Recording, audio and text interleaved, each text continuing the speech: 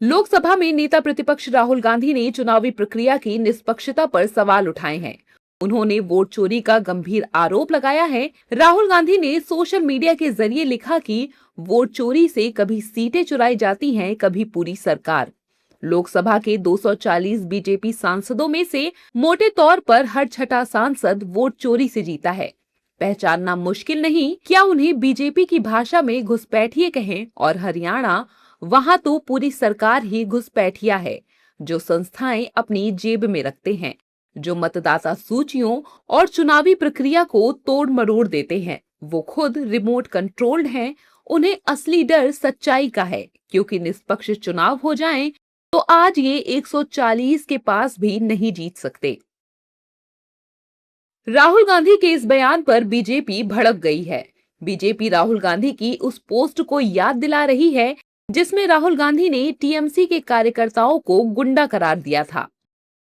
बिना खून बहे चुनाव हुआ और उस समय राहुल गांधी ने कहा था कि ममता बनर्जी की टीएमसी गुंडागर्दी कर रही है। आज उनके स्वर बदल गए और साहब 3 चुनाव में लगातार उनकी हार हुई है। और चुनाव आयुक्त और मुख्य चुनाव आयुक्त पर प्रश्न उठाने से पहले उनको ये बताना चाहिए कि भाई हमारे समय तो समिति चुनाव करती है, इनके समय तो सिर्फ प्रधानमंत्री के रिकमेंडेशन पर राष्ट्रपति नॉमिनेट किया करते थे।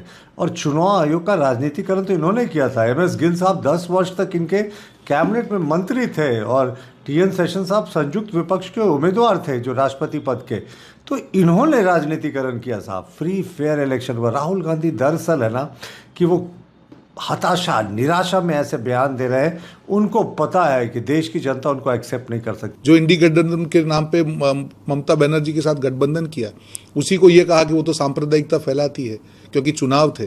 तो ये दोहरा मापदंड, ये दोगलापन कभी भी जनता स्वीकार नहीं करती। एक राष्ट्रीय पार्टी होने के नाते आज कांग्रेस की नेतृत्व पे, कांग्रेस की नीति पे, कांग्रेस की विचारधारा पे सवालिया निशान हो गए कि ये सिर्फ तकवादी अवसरवादी राजनीति के चलते आगे बढ़ते हैं और विचारधारा इनके लिए कुछ मायने नहीं रखती।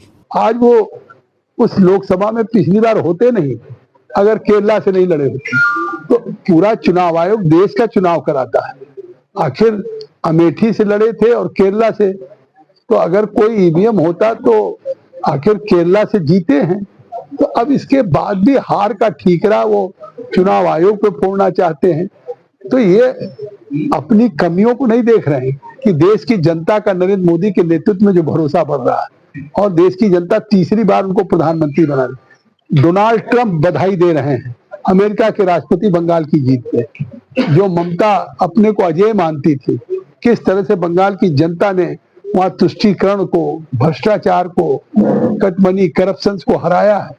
तो आज इसलिए कि भारतीय जनता पार्टी एक अलग सिद्धांतों की पार्टी है। बहरहाल बीजेपी बंगाल की जीत को सही और निष्पक्ष बता रही है और जीत को बंगाल का फैसला कह रही है, लेकिन विपक्ष इसे चुनाव आयोग और बीजेपी की मिली भगत बता रहा है।